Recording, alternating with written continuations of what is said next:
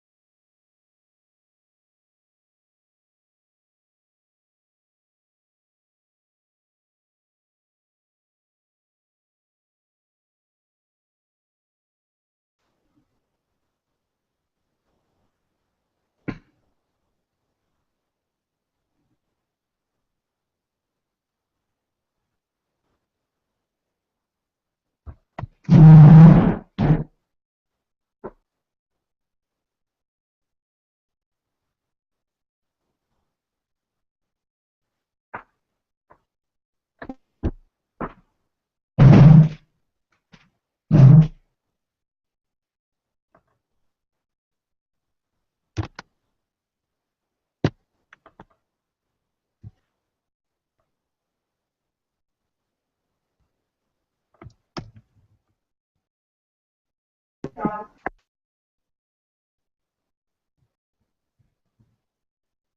can you hear me?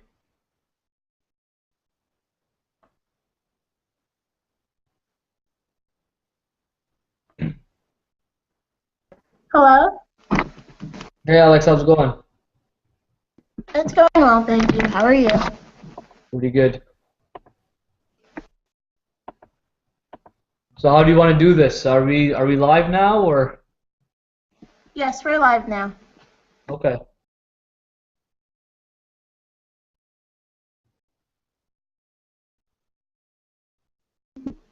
So I have a few questions for you, if you wouldn't mind answering them, please. Yeah, no Um, problem. so I was just wondering how you got started as a writer. Actually, my writing was driven from my passion, which is basketball. I was actually originally going in the field of kinesiology. Um, but basically, an opportunity came my way where I had a media outlet to write with, write through, and from there it kind of just came easy to me. Loved the game of basketball, and that's allowed me to really thrive. Because when I'm writing, any ideas that come my way, they are it comes kind of natural because I'm always around the game.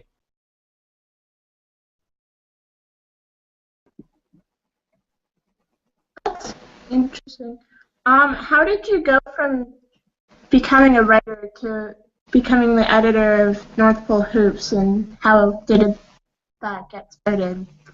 Well, from there, as I mentioned, originally I went into University of Guelph Humber. I went there for kinesiology, um, which is far extreme from journalism and media. But as that opportunity came my way, where I started writing for a magazine, um, I switched midway through my first year, my first semester, where I switched into media and journalism at the UGH, and from there I was able to, in addition to my passion, now I was able to provide some substance in terms of um, standard ways of writing. Got to learn through writing through school and the different types of content, whether it be a feature piece, a streeters piece, or reporting, even broadcast reporting.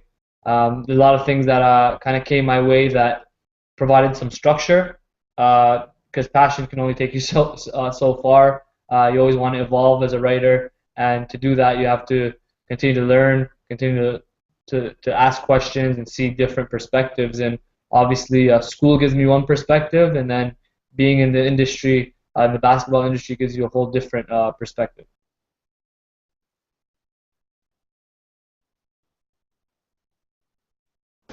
That's very interesting.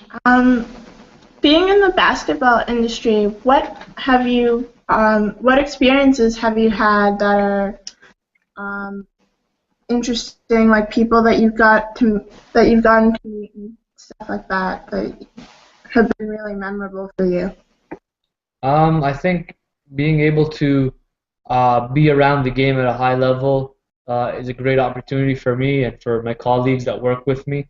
I think that in terms of Canadian basketball, which is the field we're in, it's a thriving industry, it's a thriving scene, and we're able to kind of get a courtside seat to watching the progress of Canadian players, Canadian talent from high school all the way to the NBA. So we've met a lot of great people through that. From you know, uh, obviously we've known Andrew Wiggins forever. Now people look at him as the Andrew Wiggins, but we kind of watched his progress. So we kind of he's another guy that's a kid with a dream that was able to obtain that. So from that all the way to where I've talked to Kevin Durant. I've been able to meet different people in the media side that were really interesting, from several media, from ESPN, from CBS, a lot of different outlets, Slam magazine. So that's been it's been great networking wise, and as part of the job, it's a lot of traveling. So meeting coaches has been really cool as well. from guys like Kevin Ollie, who's a former NBA player and now the head coach of UConn. To all the college coaches, it's been a joy to kind of learn from them and ask them questions, see their perspectives. Every time we're on the AAU circuit in the summer, we get to meet a lot of great people like that with a lot of knowledge for the game of basketball. That's really amazing that you've been able to experience all that. Um, do you have a dream interview that you would like to do? That's a good question. A dream interview. I mean, I've interviewed Kevin Durant, as I mentioned. When I was younger and I was 18, kind of fresh on the scene, I tried to interview LeBron James. He was busy at the time. But my favorite player growing up was Kobe Bryant. It would be cool to kind of get a chance to chat with him and interview him, not in just a media scrum where you have other media there, but I would love to do like a one-on-one interview with him to learn about kind of the things that make him special as a player. I think that would be really cool. I think so too. um, do you have any advice for anyone who's considering going into sports journalism?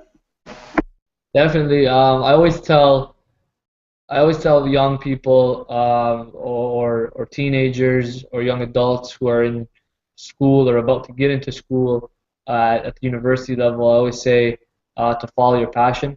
So I think that that's the biggest thing, and whether that's in sports, whether that's in politics, whether that is foreign affairs, whatever it is, I think that in order for anybody to do a good job at what they do, they really have to love it. And I give that advice to everybody. It's not easy because following your dreams and try to make your dreams a reality is never an easy thing. That's why a lot of people typically don't do that. Typically, a lot of people settle in different industries that they might not love. And but it is a journey, and if you really have a strong passion for it, I think that at the end of the day, it'll be worth taking that journey forward to really, I'm proud to say that well, whether it's myself or my partner, who's my brother, we do what we love, and that's being in the game, scouting the progress of student athletes, and that's a real passion for us. Speaking of things not being easy, what challenges have you faced in this career path? Yeah, there's been a lot of different types of challenges. Some are monetary challenges coming from a low income situation. You try to make something out of nothing, and so that's one sort of challenge. And then there's other challenges that as you get more into the industry, and I think this is true for any industry. It doesn't necessarily just have to be basketball. But because part of what I do is on the journalism side, and then the other part is on the business side. And I think that um, wherever walk of life that you come from, you're gonna have uh, doubt. You're gonna have people that don't believe in you, which is something that you kind of have to accept as a person trying to reach that goal. You have to accept it, but never give into it, because I think that you gotta have to goal set, put your stuff down on paper and visualize that, um, because there's always going to be doubt. Whether that's and that doubt could come, and it has for me personally. It's come from some family. It's come from some close friends who didn't really believe in the vision or didn't really understand it, and so doubt has been I guess an obstacle you could say. And there's always challenges on a daily basis with people in terms of maintaining relationships and building relationships. It's always challenging because you always wanna listen and take perspectives from other people in order to learn where they're coming from, because there's you know let's break it down into the journalism side. If you're a writer, you have, like, if you're a writer on the floor, on the ground floor, you have editors, you have colleagues, you have competitors, and other media outlets. You have, or if you're a novel writer, it's kind of similar. It's very competitive to be able to publish a book. That's not an easy thing, monetarily and then also relationship wise. Um, those are huge challenges that you have to go through, and in order to kind of get through that, it really comes down to persistence. You're gonna fail. That's one thing I tell to a lot of student athletes. But I think what we try to do in basketball is translate basketball skills and basketball lessons to life skills. And we always say that you're gonna fail. Failure is part of the process. Failure is a huge component of success. And when you fail, you got to be persistent and accept that you're gonna fail and continue to move forward. So that's something that we tell to a lot of young people, and it's something we try to live by as well.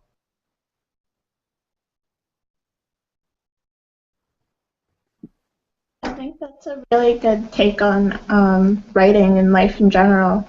Um, do you have any goals for the future as a sports journalist? Um, I from the journalism standpoint, um, I there's a component of that I have a passion for, and that's strictly on evaluating of talent, which is, I guess, a different sort of journalism. I did a lot of the writing, the feature stories, the short stories earlier on, 2, 3, 4 years ago, even 1 year ago. But now I'm kind of in a position where I like to kind of oversee writers from different areas. So we have different correspondents across the country. Um, in terms of the journalism side, my quote unquote position would be national editor. So we're overseeing different journalists and writers and basketball people across the country. And I guess my goal would be for that is to make sure that we are providing as much coverage, not just in-depth coverage, but also creative coverage, because it's very easy to just provide the nuts and bolts or the main information of a story. But it's another way, it's on another level, I think, to be able to add personality and add a level of creativity to those stories to actually capture your audience. That's something that we do to a certain extent right now. But I guess my goal would be to really, in order to take that to another level, we'd want to really just add a whole new level of creativity and be innovative in the industry, not to just kind of do the same things over and over that we've seen over the years.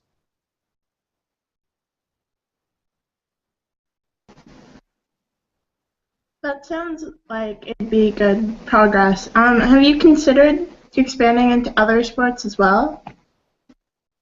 When I was younger and going into the game, I've always had thoughts of having pretty much a blueprint on the basketball side, taking that and seeing pursuing other sports, not myself personally, but people again with that passion, whether it be baseball, soccer, football, whatever it is, golf, whatever it is, to take the same blueprint in terms of how what MPH is about, what North Pole Hoops is about, which is strictly from a Canadian level, a grassroots level, starting at the grassroots level and going up all the way, following and tracking players all the way to the pro level. So it's very patriotic approach, and that's we've had ideas of doing that and ambitions of doing that, and that's something that I can see in the not near future, but in the I would say long-term future. That sounds like a very good plan. Thank you, Mr. Sbiet, for such an informative and eye-opening presentation. And thank you all for watching. Have a beautiful evening. Thanks, Alexis. I appreciate you having me. We appreciate you coming.